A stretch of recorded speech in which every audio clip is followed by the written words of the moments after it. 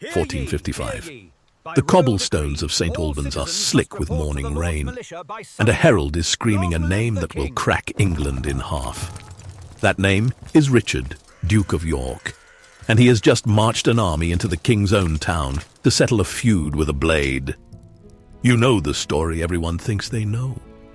Two rival houses, a red rose and a white rose, squabbling over a crown like children fighting over a toy. But here's the part no textbook will show you. The Wars of the Roses weren't a simple family quarrel that got out of hand. They were a slow-motion collapse of an entire system, a machine of oaths and blood and land that ate its own masters.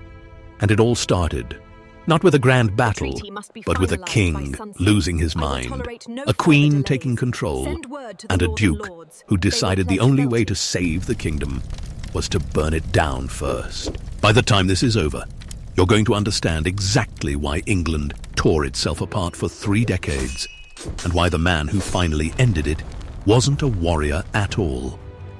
The first battle of this war took barely an hour to fight, yet it rewired everything about how power worked in England.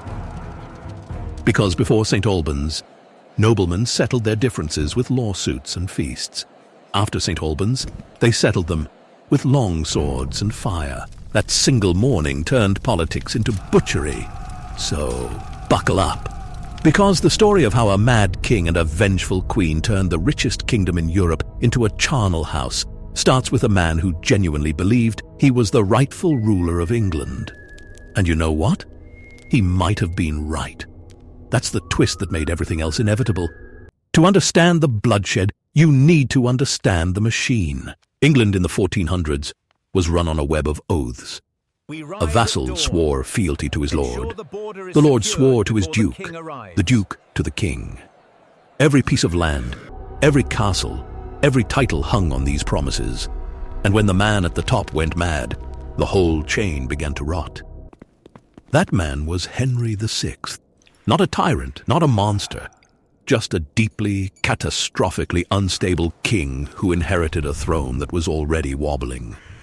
His grandfather had won France. His father had died young.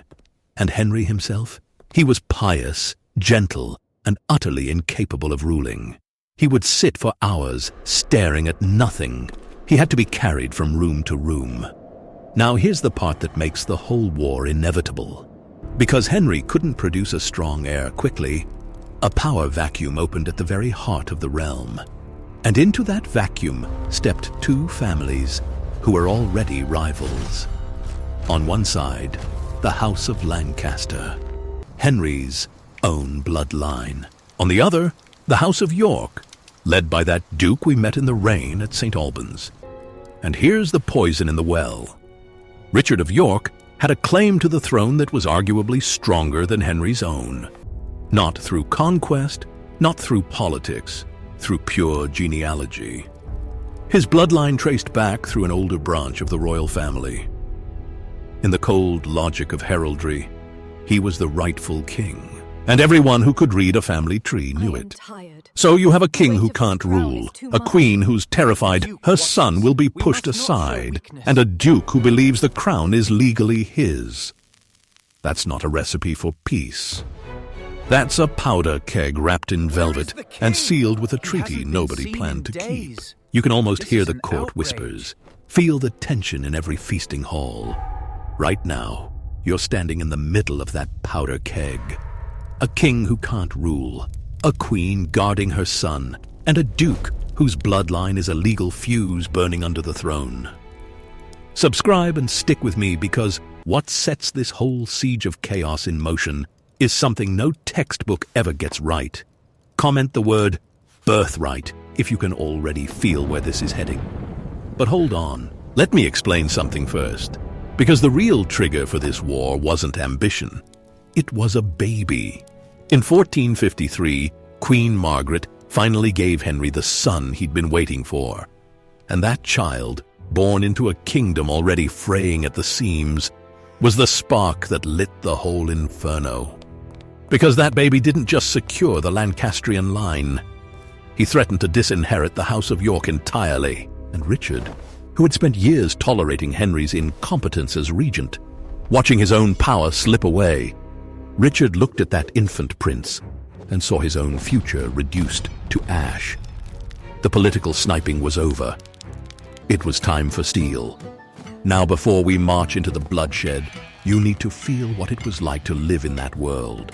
No modern news, no instant communication, only rumors carried by riders, letters sealed with wax, and the constant clatter of hooves on muddy roads. Every nobleman watched his neighbors the way you'd watch a wolf that had stopped running alongside your cart. Each castle was a fortress of its own.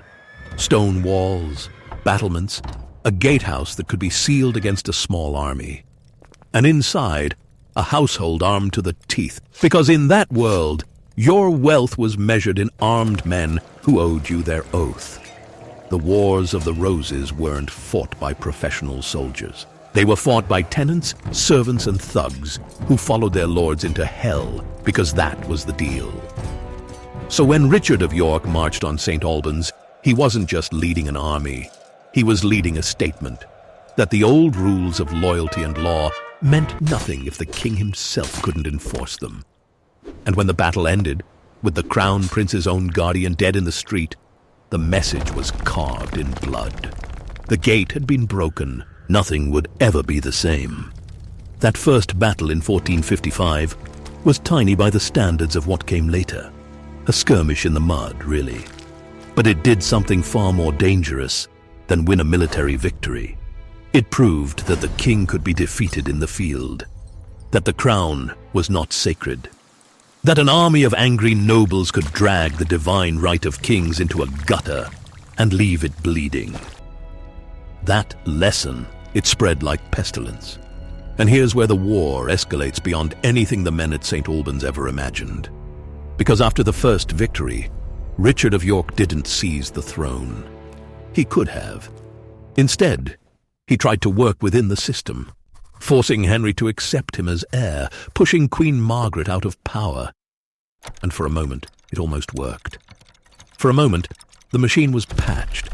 But Margaret of Anjou was not a woman who accepted defeat. She was the real power behind the Lancastrian throne, a queen who would burn England to keep her son's inheritance safe.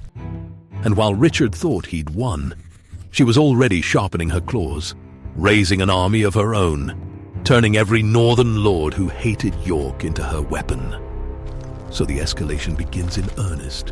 1459, and the fragile peace shatters. Margaret raises the standard of Lancaster, and Richard marches north with a force that includes one of the most feared warriors of the age, his own teenage son, Edmund, Earl of Rutland. You need to remember that boy's name. His death will become the atrocity that makes this war truly unforgivable. The Battle of Wakefield, 1460. This is where the war turns from political maneuvering into outright slaughter. Richard of York walks into a trap, and the Lancastrians don't just defeat him, they destroy him. His head is cut off and displayed on the gates of York, wearing a paper crown, mockery nailed into the wall. The man who thought he was king is shown to the whole city as a joke. That's the brutality now. There's no going back. But the worst is yet to come. Because after the battle, the 17-year-old Edmund, Richard's son, is cornered while trying to flee. He begs for his life and a Lancastrian lord. A man named Clifford, whose own father had died at St. Albans, cuts the boy down in cold blood. A teenager, unarmed, pleading, killed to settle a grudge. That act alone turns the war into a blood feud that will consume thousands. And if you're realizing right now that this isn't the sanitized version they gave you in school, good. You're exactly where you need to be. Subscribe, because the story only gets darker from here, and you do not want to miss the moment a 19-year-old boy becomes the most terrifying king England has ever seen. Now, before we move on, in the comments, type the word iron. Because that's what Edward's heart became when he heard his brother was butchered. I want to see who's really been paying attention. And here's what they never teach you. That cold murder of a boy didn't just shock England. It forged the man who would become the most feared king of the age. Because Edmund had a younger brother, a 19-year-old named Edward. And when Edward heard how his brother died, something inside him turned to iron. He would spend the next decade hunting Clifford's allies to the death. Revenge became the engine of his entire life. But before Edward can take his revenge, England has to spiral even further into chaos. The Lancastrians are ascendant. Henry VI is back on the throne, but he's barely a puppet. Margaret rules in his name, and with her rule comes a wave of retribution. Men who supported York are attainted. A legal death sentence that strips them of lands, titles, and rights. Their families are left destitute. Their castles are seized. The winners don't just beat the losers, they erase them. Now, watch what happens, because this is where the war stops being a dynastic squabble and becomes a social catastrophe. Thousands of displaced lords and their retainers, armed men with nothing to lose, start roaming the English countryside. They're not soldiers anymore. They're bandits with noble lineages, seizing villages, demanding tribute, burning whatever resists. The war has escaped the battlefield entirely. It's in every farmhouse, every trade route, every market town. This is the reality nobody tells you about. The Wars of the Roses weren't a neat sequence of set-piece battles. They were decades of localized terror, raids, sieges, extortion, punctuated by moments of appalling carnage. And it was the ordinary people, not the nobles, who paid the price. If you've ever sat in a history class and wondered why they only teach you about kings and never about the mud, the blood, and the sheer pettiness that actually drove these wars, you're about to see the rest. But here's the thing that changed everything. In 1461, the 19-year-old Edward of York, the boy whose brother was murdered at Wakefield, raised an army that would make his revenge a reality. He marched against the Lancastrians, and at a place called Towton, he fought one of the largest and bloodiest battles ever seen on English soil. Historians still argue over the numbers. Some say 50,000 men, some say 80,000. No matter the exact count, the carnage was biblical. The snow turned red. Towton is the climax of this first act. A blinding snowstorm blowing into the faces of the Lancastrian archers, decimating them before they could get a single shot off. The Yorkists pushing forward into the gale, losing as many to the cold as to the blade. And then the charges, wave after wave of men in chainmail, hacking at each other until the field was a quagmire of mud and gore. Chroniclers of the era, men who had seen plenty of death, wrote that the rivers ran red with blood. And when the fighting finally stopped, Edward of York didn't just win the battle, he won the kingdom. Henry VI was captured. Queen Margaret fled into exile with her young son. And in the summer of 1461, Edward was crowned King Edward IV of England. He was 19 years old, 6 feet 4 inches tall, and he had just taken the crown off the head of a man whose wife had killed his brother. Victory tasted sweet, and it tasted of iron. So here's where we stand at the end of part 1. The Yorkists have won. The Lancastrians are scattered, defeated, driven into exile. The mad king is locked in a tower. The vengeful queen is a refugee across the channel.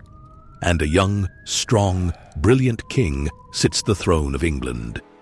The war, it seems, is over. The Roses are finally at peace. But if you've been paying attention, you already know it can't be that simple. Because this war wasn't won by justice, or by the will of the people, or by the hand of God. It was won by a 19-year-old who built his entire kingship on a foundation of revenge. And revenge, as a foundation, has a habit of collapsing. King Edward IV, the young conqueror of Towton, had just made an enemy he didn't even know existed. A man who had been loyal to the Yorkist cause, who had fought at Edward's side, who expected to be rewarded with the richest prize in England. Instead, Edward gave that prize to someone else entirely. And he didn't just make that man angry, he made him desperate. That man's name was Richard Neville, Earl of Warwick. And history would come to know him as the Kingmaker. But that's the problem with men who make kings. They tend to think they can unmake them just as easily. And when Edward started making decisions without Warwick's approval, marrying for love instead of diplomacy, and elevating common-born nobodies above the ancient nobility, Warwick began to rage. A lion had been petted into believing he was the master, and the lion was sharpening his claws. So while Edward celebrated his victory, while London feasted and the guns of the tower thundered out salutes, a storm was already gathering across the channel. In a cold French court, a disgraced queen was whispering into the ears of anyone who would listen. Margaret of Anjou, penniless, exiled, stripped of everything, was planting the seeds of the next phase of the war. She had one asset left, the thing that had started this entire conflict. A son, a prince, a living claim to the English throne. And in the shadows of that same exile, a young man was watching. A man who had spent his entire life being pushed aside, underestimated, and dismissed. A man who had been born with nothing, who had learned to wait, to plot, to survive by watching others make mistakes. That man was named Henry Tudor, and it would be another 2 decades before the world would learn just how long he had been biding his time. And if you spotted Henry Tudor lurking in the shadows of that exile, quietly studying everyone else's mistakes while they fought over a crown he'd one day snatch, then you just found the real player in this game, the one that textbooks almost never tell you about until it's too late. Subscribe and stay with us for the next chapter, because the fall of the Plantagenets makes the Wars of the Roses look like a warm-up. Drop the word biding in the comments if you want to see how a forgotten exile ends a dynasty while the kings are still busy killing each other. So the victory at Towton, the greatest triumph of the Yorkist cause, was nothing more than the end of the prologue. The real war, the one that would drag England through the mud for another quarter century, was just getting started. Edward thought he had won. Warwick thought he was in control. Margaret thought she saw a path back.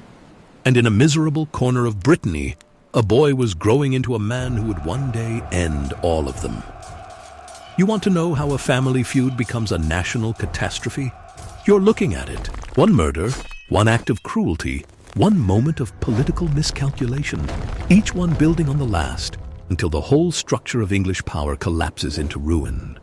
The Wars of the Roses weren't won by the strongest army or the cleverest general. They were won by whoever could survive the longest while everyone else died. And everyone was dying. So we leave this first chapter with a young king on the throne, an exiled queen weaving her web, and a kingmaker who has just realized he backed the wrong horse. The peace is a thin glass over a boiling sea. And somewhere across the water, a new claimant is learning the lessons that will one day make him king. But that's a story for another day. Because right now, the real question is simpler. How long can Edward IV hold onto a crown he won with blood and revenge? How long before the Kingmaker turns? How long before the Queen comes home to reclaim her son's inheritance? The Roses are at peace, for now. But peace, in this kingdom, was never more than the pause between battles. And the next battle is already knocking on the door. The crown Edward wore in 1461 was heavy with the weight of expectation. Every lord who had bled at Towton expected their reward in gold and land and titles. Every man who had watched the snow turn crimson believed his loyalty had purchased a future. And in the cold arithmetic of medieval power, Edward was already spending a debt he could never repay. Because here is the truth the chroniclers rarely wrote down. The Wars of the Roses were never about who was the rightful king. They were about who could keep the machine of loyalty and terror running long enough to outlast everyone else. Edward had won the battle, but winning the peace required something far rarer than battlefield courage. It required the one thing England had been bleeding out for a decade: trust. And trust, once shattered by a boy's murder at Wakefield, and a king's madness and a queen's ruthless ambition, is not so easily rebuilt. The scars in the soil and in the hearts of the great houses ran deeper than any treaty could reach. So Edward sat on his stolen throne, handsome and young and victorious, and believed the worst was over. He did not yet understand that the men who had helped him climb would eventually try to pull him down. He did not yet understand that the seeds of his own destruction were already being watered by his own pride. The Kingmaker was smiling, the Queen was patient, and the boy in exile was learning that the sharpest weapon in any war is not a longsword or a trebuchet, but time itself. England had traded one kind of chaos for another, and the ground beneath the House of York was already beginning to tremble.